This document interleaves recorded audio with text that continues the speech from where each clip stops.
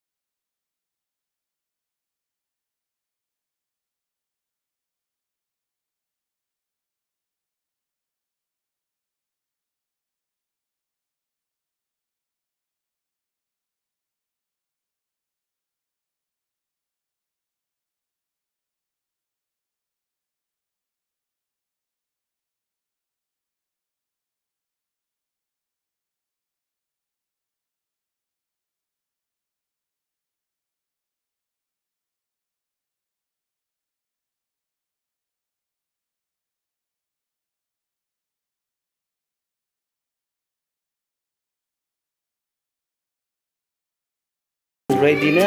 Pwede na natin po siyang lutuin. Ayan. Ayan. Sasalang na po natin siya sa ating steamer. Ayan, no?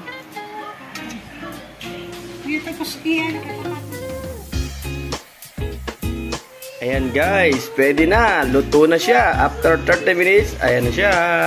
Ayan. Tapos papalamigin lang natin siya ng konti. Tapos tatanggalin na natin siya. At lalagyan natin ng cheese. Ayan. Ah, siya.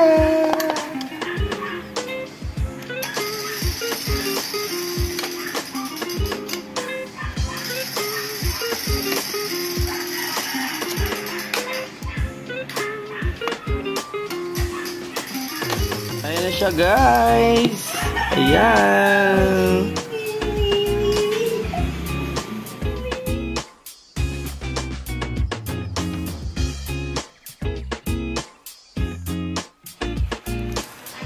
Ayan na siya, guys. Tinatanggal na namin. Ay! Ayan, oh. Yan na siya, guys. Oh. Yan lalabas pag wala pong food color. Ayan. Oh. Ayan. Sarap. Oh. Ayan, guys. Cheese. Ayan. Imbis na niyog ilalagay natin, ayan. Mas masarap kasi, guys, yung cheese.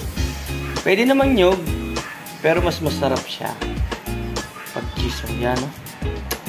Yan lang yun, no? Pwede natin kainin. Yan. Eden cheese. Baka naman. Ito yung wala pa. Ayan. Ayan. Pero yun, no? Wow! Sarap! Ayan. Sarap.